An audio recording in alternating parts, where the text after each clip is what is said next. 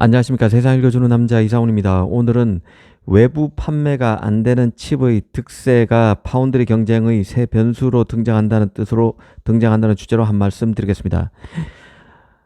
반도체 역사를 개괄해 보면 반도체 설계는 점점 더 복잡해지고 제조 기술은 더욱 미세화되는 방향으로 발전해 왔습니다.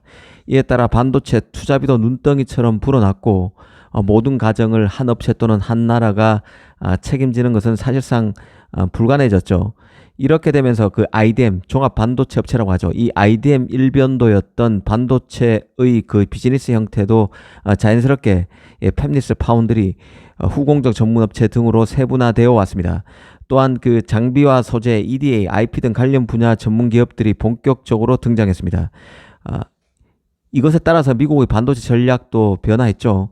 미국 기업들은 그 IP와 팹리스, 장비와 소재 분야에 집중하고 대신 제조 분야 쪽은 아시아에 맡겼습니다. 분산했던 것이죠. 파운드리와 OSAT, 후공정 전문업체는 대만과 중국, 한국 등으로 분산해서 성장해왔던 게 반도체 산업입니다.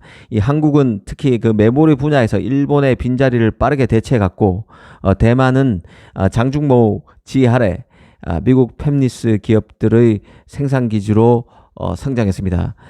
설계의 미국, 제작의 대만이란 말이 반도체 산업에는 있는 것이죠.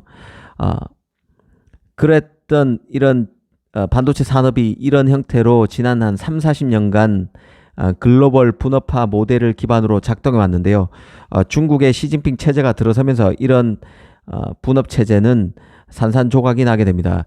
시진핑이 반도체 굴기를 내세우면서 미국도 집중적인 견제에 들어갔고 테크놀로지 산업의 글로벌 분업 체계를 지탱하던 글로벌 밸류체인, GVC라고 하죠. 이 글로벌 밸류체인은 트러스티드 밸류체인으로 바뀌게 됩니다.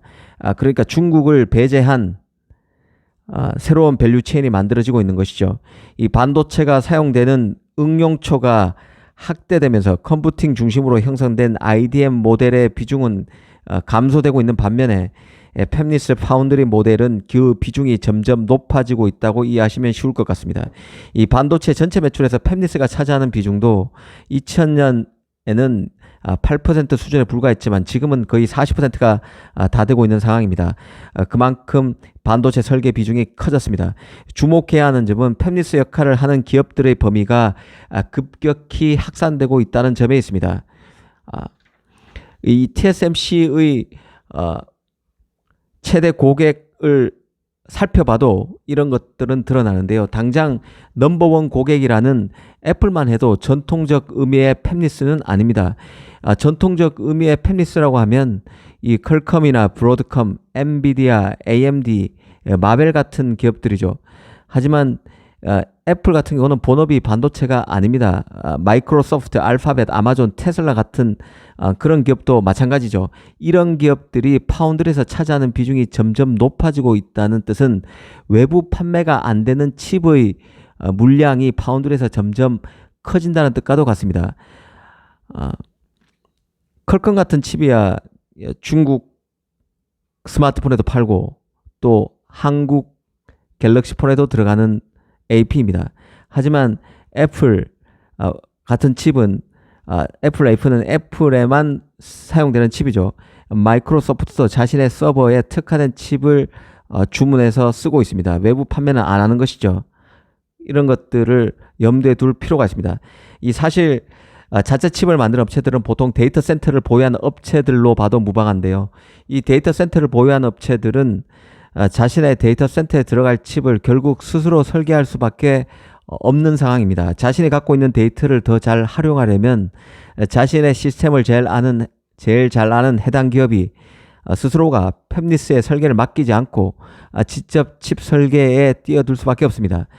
특히 자신의 칩이 없을 경우에는 결국 엔비디아나 인텔 등 값비싼 기성업체의 칩을 써야 하고 이런 칩들은 칩 가격도 절대적으로 비싸지만 불필요한 칩 기능도 많아서 전력 소모도 훨씬 크기 때문에 이 가성비 차원에서 칩 수요 업체의 불만을 초래할 수밖에 없습니다.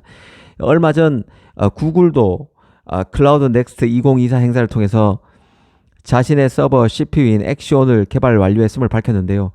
구글은 그간 그 ARM 기반 모바일 AP인 텐서 시리즈 칩을 설계해 왔지만 서버에 자체 ARM 기반 CPU를 내놓는 것은 이번이 처음입니다. 구글의 서버용 칩인 엑시온 같은 경우는 ARM의 서버용 IP인 네오버스를 활용한 칩입니다. 소프트웨어 업체인 구글이 그간 하드웨어 쪽에 지속적인 투자를 해왔는데요.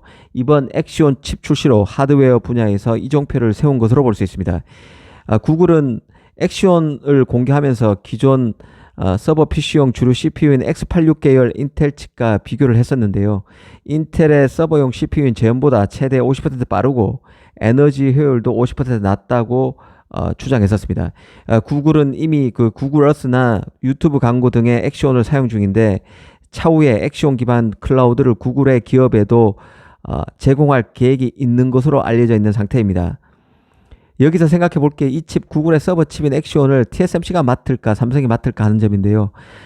일전에도 말씀드렸지만 1년 전 서버 칩 준비 당시 뉴스를 보면 이미 한 개의 칩이 TSMC에서 시범 생산됐다는 얘기도 있었기 때문에 이 점을 고려한다면 TSMC가 엑시온 칩을 맡을 가능성이 커 보일 수 있지만 그렇다고 삼성 가능성을 배제할 필요는 없다는 생각입니다. 사실 지금까지 구글은 파운드리 파트너로 삼성을 활용해 왔었는데요. 실제 텐서 칩은 삼성이 다 만들어 왔었죠. 픽셀 8에 탑재된 텐서 3 같은 AP도 삼성 4나노 공정을 활용했습니다. 올가을에 공개되는 텐서 4 같은 경우는 삼성 4나노 제조가 유력한 상황입니다. 이 텐서 4 같은 경우는 엑시노스 2400에 적용됐던 팬아웃 웨이퍼 레벨 패키징 기술도 활용될 가능성이 큰 상황입니다. 이런 정황을 두루 감안하면 서버 칩 엑시온도 삼성 파운드리를 활용할 가능성이 없지 않습니다.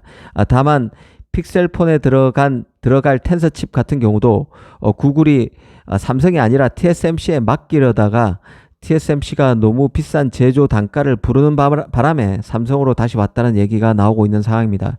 더구나 물량이 적은 텐서 칩과 달리 엑시온 칩은 서버 칩인 만큼 물량도 많고 고부가 칩이기 때문에 마진도 높아서 TSMC도 구글 칩을 수주하기 위해 무진 애를 쓰고 있을 것이 확실합니다. 이 마칩 같은 경우도 생각해 볼 필요가 있는데요. 마칩도 결국에는 네이버와 삼성이 만드는 칩입니다. 네이버는 전통적 의미에서 반도체 기업이 아니죠. 비반도체 기업이 설계를 했고 이걸 삼성 파운드리에 맡겼습니다.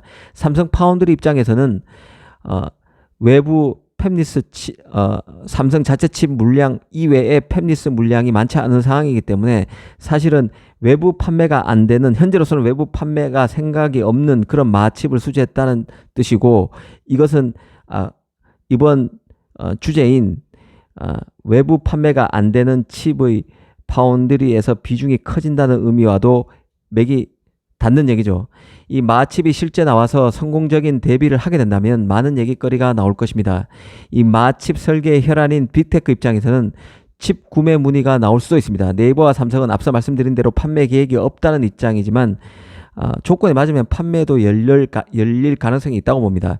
이게 아니어도 마칩의 성공이 확인만 된다면 삼성과 함께 칩 제작과 관련한 협업을 타진하는 곳도 많이 생길 것입니다. 이런 곳들은 전통적 의미에서 반도체 기업이 아닌 곳이죠. 외부 판매를 할 필요가 없는 칩을 맡기는 업체라고 볼 수 있을 것입니다.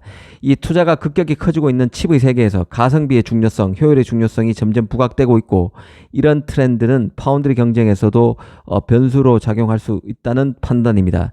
인텔의 파운드리 재진출도 결국 외부 판매가 안 되는 칩 물량, 즉 자체 서버를 염두에 두고 설계된 자체 칩 물량을 외부에 다 뺏기지 않겠다는 전략에 따른 의사결정으로 봐야 합니다. 자신의 CPU, GPU, AI 칩을 원하지 않고 인텔의 칩을 원하지 않고 자체적으로 칩을 만들려는 비반도체 기업이 많아지는 상황에서 인텔로서도 자구책 성격으로 파운드리에 들어왔다고 봐야 합니다. 오늘은 파운드리 내에서 외부 판매가 안 되는 칩의 비중이 늘어난다는 주제로 한 말씀 드렸습니다. 감사합니다.